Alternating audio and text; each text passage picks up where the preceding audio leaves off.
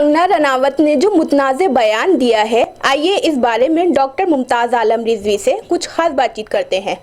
मुमताज़ साहब, minority media centre में आपका बहुत बहुत खैर मकदम है। जी शुक्रिया बहुत बहुत। मुमताज़ साहब, कंगना रनावत ने जो बयान दिया है कि आज़ादी जो हमें मिली है वो भीख में मिली है, इसको आप किस तरीके से देखते हैं? देखिए, कंगना रनावत हमेशा गलत बयानी से काम लेती हैं और अगर ये कहा जाए कि वो अपनी हद भूल गई हैं कि उनकी हद क्या है और वो हर चीज़ को फिल्मी डायलॉग समझती हैं। जैसे फिल्मों में कुछ भी बोल दीजिए, अलग अलग राइटर जो हैं डायलॉग लिख देते हैं, लेकिन फिल्म में और हकीकत में बड़ा फ़र्क है। उनको ये बात समझनी चाहिए। यहाँ कोई फिल्म नहीं चल रही है और आज़ादी की जंग जो है वो कोई फिल्मी कहानी नहीं थी, बल्कि हिंदुस्तान की तारीख़ है। और कंगना रनावत को कोई भी इस किस्म का बयान देने से पहले हिंदुस्तान की तारीख़ को पढ़ना चाहिए। उन्हें 1857 की जो जंग थी, जो इंकलाब था, वहाँ से लेकर के, बल्कि उससे पहले से लेकर के, ठीक है, टीपू सुल्तान से अगर शुरू किया जाए तो वहाँ से शुरू करके उनकी क़ुरबानी से, और फिर 1857 और 1857 के बाद मुसलसल जो क़ुरबानियाँ दी गई हैं अंग्रेज़ों से लड़ते हुए, उसको देखना चाहिए। और इसके बाद फिर अगर आप 20वीं सदी में आएँ तो कम से कम इतना ख्याल रहे कि चंद्रशेखर आज़ाद हो, भगत सिंह हो, अशफाक़ उल्लाह हो, या इस कबील के दूसरे लोगों ने जिन्होंने क़ुरबानियाँ दी हैं, फांसी के फंदे को चूमा है, और इसके बाद फिर जिस तरीके से मुल्क आज़ाद हुआ उस चीज़ को देखना चाहिए। कई तरह के मूवमेंट, कई तरह के आंदोलन हैं, और अली बरादरान को देखना चाहिए कि जिन्होंने गोलमेज सम्मेलन में 1930 में जाकर के कहा, मौलाना अली जौहर ने, कि मैं उस वक्त तक हिंदुस्तान नहीं जाऊंगा कि जब तक मुझे आज़ादी नहीं मिल जाती, यहाँ से आज़ादी का परवाना नहीं मिलता। और उसके बाद वहीं पे उनका इंतकाल होता है, बल्कि वो शहीद हुए एक तरीके से। तो कहने का मतलब ये है कि इन तमाम चीज़ों को उन्हें देखना चाहिए। फिर 47 में जिस तरीके से आप देखिए कि अफरा तफरी रही, लोगों ने, लाखों लोगों ने जानें गंवाई। तो इन तमाम चीज़ों को देखना चाहिए, पढ़ना चाहिए, समझना चाहिए, उसके बाद कोई बयान देना चाहिए। लेकिन चूँकि वो अपनी जो उनका एक फ़िल्मी दुनिया है ना, जो एक, तो उसमें से वो निकल नहीं पा रही हैं। वो फिक्शन और फैक्ट को अलग नहीं कर पा रही हैं। जाहिर सी बात है, कैसे अलग कर पाएंगे? उसके लिए तो एक पढ़ा लिखा होना ज़रूरी है ना। हाँ, अगर पद्म श्री किसी को मिल जाए इस तरीके से जैसे उनको दिया गया है, तो कम से कम उसी का ख्याल रखती वो कि हमें अब पद्म श्री मिल गया, हमें अपनी ज़बान पे लगाम लगानी चाहिए, सोच समझ के बोलना चाहिए कि दुनिया क्या सोचेगी। हाँ, तो इसमें तो हुकूमत की भी तौहीन है। इसमें तो सदर जमहूरिया की जिन्होंने उनको अवार्ड दिया उनकी भी तौहीन मैं समझता हूँ कि है। और तमाम जो हमारे मुजाहिदीन आज़ादी हैं, स्वतंत्रता सेनानी हैं, उनकी तो सरासर जो है वो तौहीन इन्होंने की है। मैं समझता हूँ कि ये बहुत ही शर्मनाक है, बहुत ही अफसोसनाक है, और ये नाकाबिले माफ़ी बयान उनका है, मैं समझता हूँ। और हुकूमत को भी इस पर गौर करना चाहिए और उनको माफ़ी मांगनी चाहिए। मैं समझता हूँ कंगना रनावत को अपने बयान के ताल्लुक़ से माफ़ी मांगनी चाहिए कि उन्होंने ये कहा कि साहब, ये जो आज़ादी मिली है वो भीख में दे दी गई। किसने भीख मांगी, किसने भीख में दी, ये ज़रा उनको इसकी तफसील बयान करनी चाहिए। और अफसोस की बात यह है युसरा साहिबा कि जिस तकरीब में कंगना रनावत थी, वहाँ पे बैठे लोगों ने इस पर ताली भी बजा दी। तो वही है कि जब जाहिल लोग ही इनको बुलाएंगे, पढ़ा लिखा इनको क्यों बुलाएगा? पढ़ा लिखा तबका जो है कंगना रनावत जैसे उनको नहीं बुलाएगा। तो मज़ा लेने के लिए, तफरीह करने के लिए हीरोइन हैं, हाँ, और चर्चा में रहती हैं, ये वो, तो ऐसे लोग, उनको तो ऐसे यहाँ पे जैसे बंदर का नाच होता है, तो बंदर का नाच देखने वालों की अलग अपनी भीड़ होती है। मदारी आ गया, जादूगर आ गया, तो उनको देख, सर्कस आ गया तो उनको देखने वाले अलग होते हैं। तो टाइम पास भी होता है।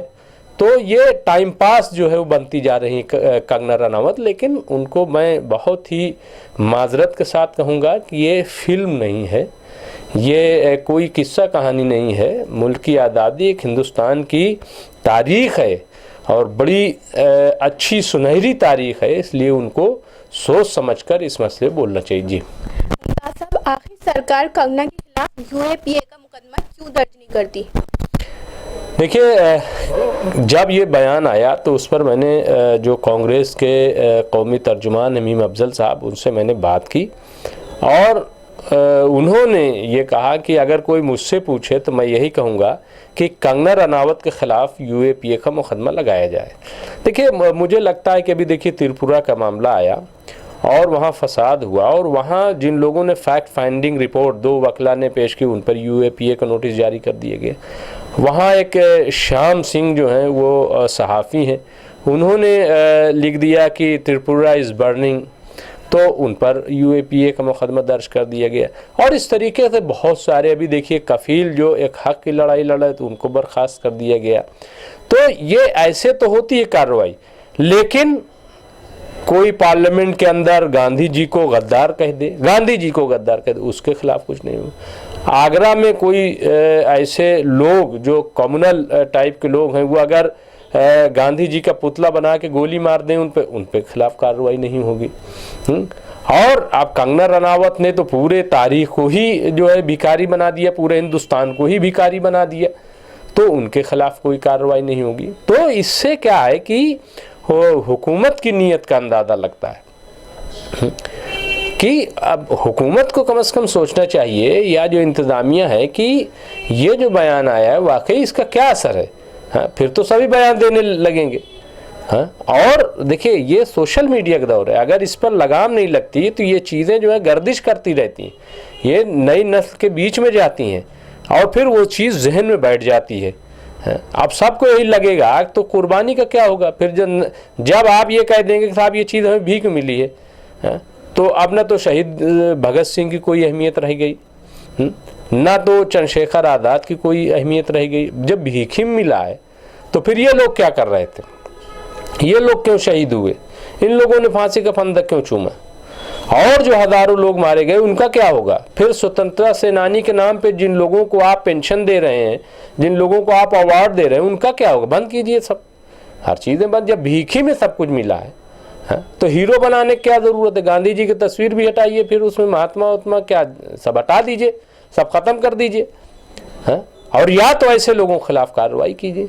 बिल्कुल मीम अफजल साहब का मुतालबा सही है कि वाकई अगर देखा जाए तो इनके खिलाफ जो है यूएपीए का मुकदमा लगना चाहिए, जिस तरीके का बयान दिया है। ये हिंदुस्तान की तौहीन है, हिंदुस्तान के मुजाहिदीन आज़ादी की तौहीन है और हिंदुस्तान की तारीख़ की तौहीन है और मौरख़ीन की तौहीन है कि जिन्होंने तारीख़ लिखी है और जो हमारी तारीख़ है, जो एक बावक़ार तारीख़ है, उसको मजरूह करने की कोशिश की। जी मुमताज़ साहब, बीजेपी के रुकने पार्लियामेंट वरुण गांधी ने कंगना रनावत पर इल्ज़ाम आयद किया है गद्दारी का, इस बारे में आप क्या कहेंगे? देखिए, ये बहुत करेज की बात है, बहुत हिम्मत की बात है कि जो बीजेपी के रुकन पार्लियामेंट हैं उन्होंने ये बात कही, क्योंकि कंगना रनावत ने एक बात और कही इसके साथ। एक तो ये कहा कि आज़ादी भीख मिली है, और दूसरी बात उन्होंने ये कही है कंगना रनावत ने कि हमें वाकई आज़ादी 2014 में मिली है, कि जब बीजेपी की हुकूमत आई। तो ये 2 बातें उन्होंने कही। तो ऐसे में अगर बीजेपी के रुकन पार्लियामेंट वरुण गांधी ये कहते हैं कि उनका पागलपन है कंगना रनावत का, या पागलपन कहूँ या ये कहूँ कि वो देशद्रोही हैं, तो वाकई एक बड़ी बात है। और वरुण गांधी जिस तरीके से पिछले दिनों से आपने देखा होगा कि वो कई ऐसे बयान वो दे रहे हैं, उसके पीछे ये भी कहा जा रहा है कि चूँकि मोदी हुकूमत में उनको नज़रअंदाज कर दिया गया है, उनको अच्छे ओहदे पर नहीं किया गया, उनको अहमियत नहीं दी जा रही, इसलिए वो इस तरीके के बयान दे रहे हैं। तो मुझे इससे मतलब नहीं है कि कौन क्या, लेकिन सवाल ये है कि जो वरुण गांधी ने बयान दिया, जो बात कही, वो सही है कि नहीं सही। क्या ऐसा नहीं लगता कि ये बयान जो है पागलपन की अलामत है? क्या ऐसा नहीं लगता? बिल्कुल ऐसा ही लगता है। क्या ऐसा नहीं लगता कि ये जो बयान है वो देश से गद्दारी वाला बयान है? अभी यही बयान किसी मुस्लिम की तरफ से आ जाता तब क्या होता? कोई एक मुस्लिम अगर इस तरीके का बयान दे देता तब देखिए मीडिया को क्या हंगामा मचाता मीडिया है, आफत काट देता है।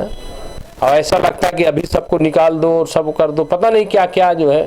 तो इसलिए मैं समझता हूँ कि मैं बार बार एक बात कहता हूँ कि मुल्क को अगर हमें आगे ले जाना है, मुल्क को अगर एक तरक्की याफ्ता हमें बनाना है, तो हमें जो महदूद सोच है, जो एक कम्युनल सोच है, जो एक तासुब सोच है, वो उससे ऊपर उठ करके और सबका साथ, सबका विकास, सबका विश्वास, ठीक है, ये हमें वाकई अमली जामा इसको पहनाना चाहिए।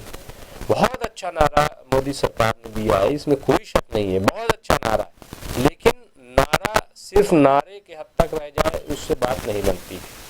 नारे को अमली जामा पहनाना चाहिए और अच्छी नियत करनी चाहिए। भाई क्या क्या मसला क्या है, भाई आप हुकूमत में आ गए, आपकी हुकूमत है, तो अब मसला क्या है, सबको साथ लेकर के चलिए। सबको, आप अच्छा काम करते हैं तो मैं सही बता रहा हूँ कि अगर गैर मुस्लिम एक बार ताली बजाता है तो मुसलमान 3 बार ताली बजाता है। अगर मोदी सरकार कोई अच्छा काम करती है, एक अच्छा बयान कोई आता है बीजेपी की तरफ से, मैं खुद चूंकि लिखता हूँ इनकलाब में, एक अच्छा बयान अगर आ जाता है पॉजिटिव, चाहे राजनाथ सिंह का आ जाए, चाहे अमित शाह का आ जाए, चाहे वो जिसका भी आ जाए, वो उसको बहुत हाईलाइट किया जाता है, चलो कुछ तो मुस्बत हो रहा है। तो ऐसा नहीं है कि मुस्लिम जो है वो कोई बीजेपी से दुश्मनी है या मोदी से कोई पर्सनल दुश्मनी है, ऐसा नहीं है। देखिए, अगर आप वाकई गले लगाते हैं, आप वाकई एक्सेप्ट करते हैं और कोई पॉलिटिक्स नहीं करते, तो ऐसा नहीं है। भाई जो अच्छा काम करेगा उसके साथ लोग खड़े होंगे। लोगों को क्या चाहिए? 2 वक्त की रोटी चाहिए, अमन अमान चाहिए, नौकरी चाहिए, और क्या चाहिए है? तो यही तो किसी हुकूमत से तवक्को होती है। तो सुकून चाहिए और उसके लिए सब ताउन करने के लिए तैयार हैं। कोई ऐसा नहीं जो, तो इसलिए मैं समझता हूँ कि तमाम तासुबात, तमाम जो अंदर का बुग़्ज़ है वो निकाल करके और हिंदुस्तानी के तौर पे सबको मोदी सरकार गले लगाए और ऐसे लोगों को जो हिंदुस्तान की तस्वीर को, भारत माता की तस्वीर को, ये तो भारत माता को चोट पहुँचाने वाली बात है। भारत माता के जो सपूत थे, जिन्होंने भारत माता की लाज के लिए अपनी कुर्बानी दी है, उन पे जो है बहुत बड़ा इल्ज़ाम लगाया गया है। इसलिए मैं समझता हूँ कि इस पर कार्रवाई होनी चाहिए। जी मुमताज़ साहब, बहुत बहुत शुक्रिया। जी शुक्रिया, बहुत बहुत। नाजरीन, आज हमारे साथ खास बातचीत करने के लिए मौजूद थे डॉक्टर मुमताज़ आलम रिजवी साहब। तो नाजरीन, हम फिर हाजिर होंगे कुछ बड़ी खबरों के साथ। तब तक के लिए हमें दीजिए इजाज़त और देखते रहिए MMC न्यूज़ इंडिया और हमारे चैनल को ज़्यादा से ज़्यादा सब्सक्राइब कीजिए। शुक्रिया, खुदा हाफिज़।